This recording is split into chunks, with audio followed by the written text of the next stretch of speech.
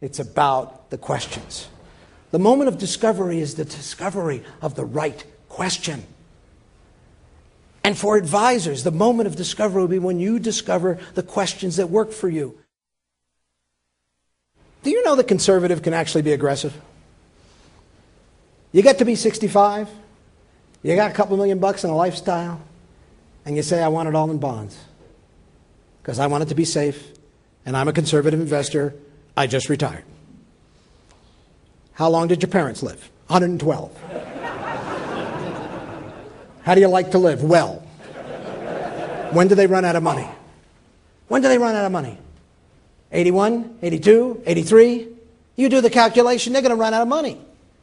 And you look at them and say, do you realize how aggressive you are? You mean I'm aggressive, I'm conservative? No. You have a plan that you're making the assumption you're going to either die soon or some miracle is going to happen that you're going to have money when you're 84.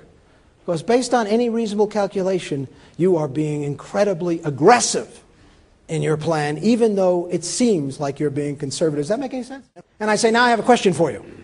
Who do you want my client to be? All right, I know that doesn't make any sense. Now, what might they say? I mean, if they said anything other than, they'd say, what are you talking about? We're the only ones here, right? Oh, no, you're not the only ones here. Rick, what's your wife? You're married? What's your wife's name? Cheryl. There's Rick and Cheryl now.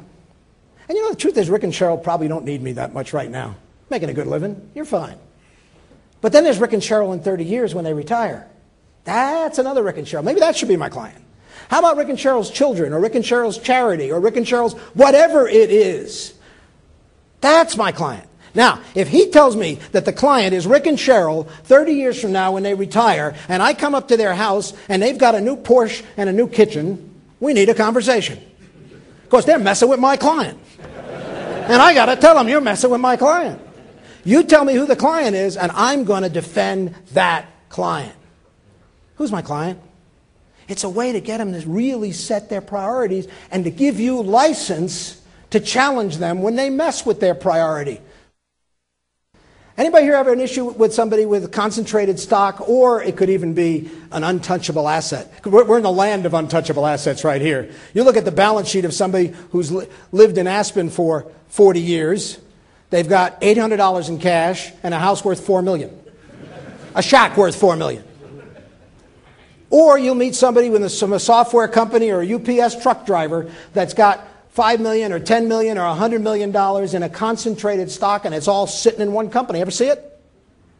And one of the great advisors that we interviewed, what he does is he looks at him and says, I'm going to take everything you have, and I'm going to give you a check for $10 million. Let's say it's $10 million in assets. If I gave you a check for $10 million, would you put all of that in one stock? Would you put all of it in your company's stock? All of it? All $10 million? Be interesting, actually, if you had it, to show it to him in cash. Would you take all of this and put it in one stock? Big part of being an advisor is to get the emotion out of the investment process. A friend of mine is a sales manager at a BMW dealer. And he says one day, we're at the gym, and he says to me, all decisions are emotional. And I was only quibbling with the word all. You know, if he'd said virtually all, the conversation would have ended. I just would have agreed. But he said all. But he thought I was quibbling with his point.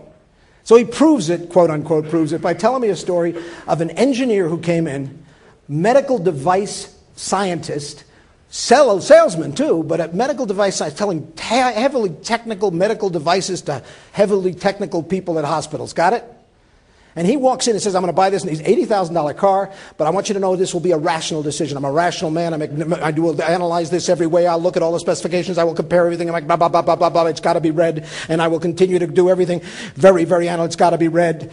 It's got to be red? This is his rational decision? You know, it's emotional.